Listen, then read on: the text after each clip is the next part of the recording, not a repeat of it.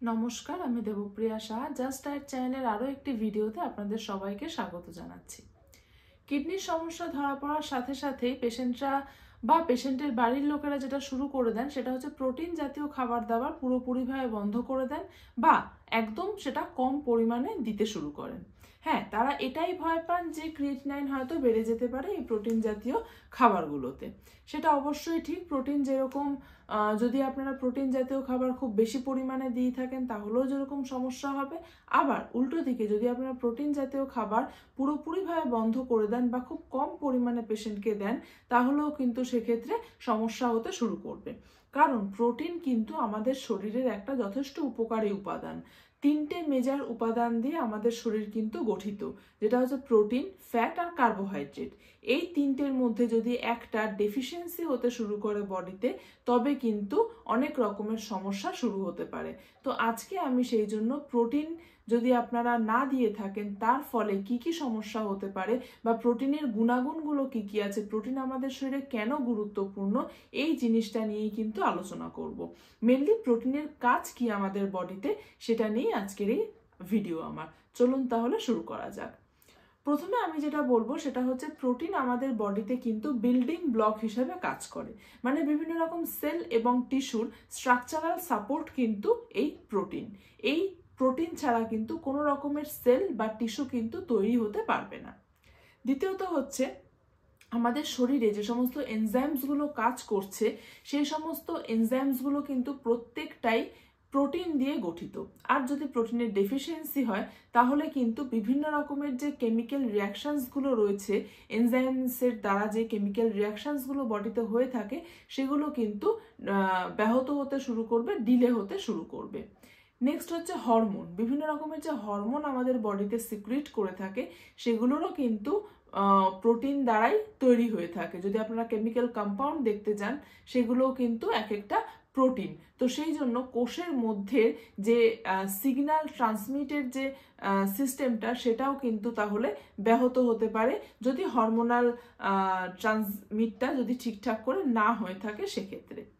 Next হচ্ছে গিয়ে প্রোটিনসের মধ্যে যে অ্যামাইনো অ্যাসিডসগুলো রয়েছে সেগুলো কিন্তু প্রচুর পরিমাণে, মানে সেগুলো কিন্তু মেনলি সেলস, বোনস, দেন হচ্ছে মাসেলস, এগুলো কিন্তু রিপেয়ার করতে সাহায্য করে থাকে। তো সেই কারণে প্রোটিন কিন্তু আমাদের ইনটেক করাটা অবশ্যই দরকার। কারণ যখনই আমরা প্রোটিন ইনটেক করব তখনই কিন্তু সেই প্রোটিনটা ভেঙে অ্যামাইনো অ্যাসিড তৈরি হবে, আর এই অ্যামাইনো অ্যাসিডগুলো কিন্তু এই সমস্ত রিপেয়ারিংয়ের কাজগুলোতে কিন্তু হেল্প করতে পারবে। নেক্সট হচ্ছে প্রোটিন মলিকিউলের মধ্যে দুটো যে প্রোটিন মলিকিউল রয়েছে, মেনলি অ্যালবুমিন আর গ্লোবিউলিন, সেটা কিন্তু মেনলি ওয়াটার ব্যালেন্সকে বডিতে, মানে ফ্লুইড ব্যালেন্সটাকে কিন্তু বডিতে মেনটেন করতে সাহায্য করে। এবার যদি আমরা প্রোটিন কম খেতে শুরু করি তাহলে আমাদের রক্তে প্রথমত কি হবে, অ্যালবুমিন লেভেলটা কমতে শুরু করবে। কমতে কমতে কমতে কমতে যদি অনেক বেশি পরিমাণে কমে যায় তখন কিন্তু আমাদের বডিতে তাহলে ফ্লুইড রিটেনশন হতে শুরু করবে, ইডিমা দেখা দিতে শুরু করবে। নেক্সট হচ্ছে এই প্রোটিন আমাদের পিএইচ ব্যালেন্সটাকে কিন্তু একটা মেনটেন রাখতে সাহায্য করে থাকে। হিমোগ্লোবিনের মধ্যে যে গ্লোবিন নামক পার্টটা রয়েছে সেটাও কিন্তু একটা প্রোটিন বলা যেতে পারে। আর এই হিমোগ্লোবিনটা সেই জন্য অ্যাসিডটাকে বাইন্ড করে নিয়ে পিএইচ লেভেলটাকে মেনটেন করতে সাহায্য করে থাকে। তাই জন্য অবশ্যই আপনারা প্রোটিনটাকে কিন্তু আপনাদের খাদ্য তালিকা থেকে বাদ দিয়ে দেবেন না। ডক্টরের পরামর্শ নিন, একজন ডায়েটিশিয়ানের পরামর্শ নিন, তারা কতটা পরিমাণ প্রোটিন আপনাদেরকে ধার্য করে দিচ্ছে সেইটা আপনারা দেখুন, তবেই কিন্তু আপনারা প্রোটিনটাকে ডায়েটে অবশ্যই সেই পরিমাণ মতন রাখতে পারবেন। আর নেক্সট হচ্ছে গিয়ে last but not the least, যেটা হচ্ছে যে প্রোটিন কিন্তু অ্যান্টিবডিটাকেও, মানে অ্যান্টিবডি যেটা আছে আমাদের শরীরের মধ্যে, সেই অ্যান্টিবডিটাও কিন্তু প্রোটিন দ্বারাই তৈরি হয়ে থাকে।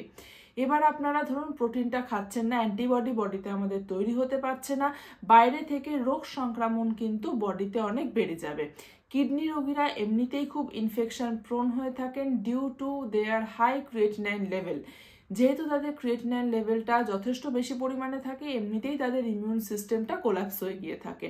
তার মধ্যে আপনারা যদি প্রোটিন কম পরিমাণে পেশেন্টকে দিতে থাকেন তাহলে অ্যান্টিবডি তৈরি হতে পারবে না বডিতে, তাহলে সেক্ষেত্রে কি হবে, আমাদের ইমিউন সিস্টেম পুরোপুরিভাবে একদম কিন্তু হ্যাম্পার হয়ে পড়বে।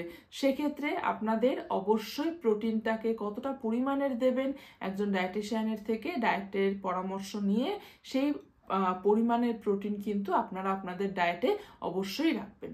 আর হ্যাঁ, যদি কারো ডায়েট কনসালটেশন নিতে হয় নিচের দেওয়া নাম্বারটাতে কিন্তু অবশ্যই যোগাযোগ করে নিতে ভুলবেন না।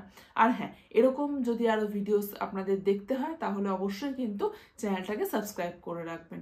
নমস্কার, সুস্থ থাকুন, ভালো থাকুন।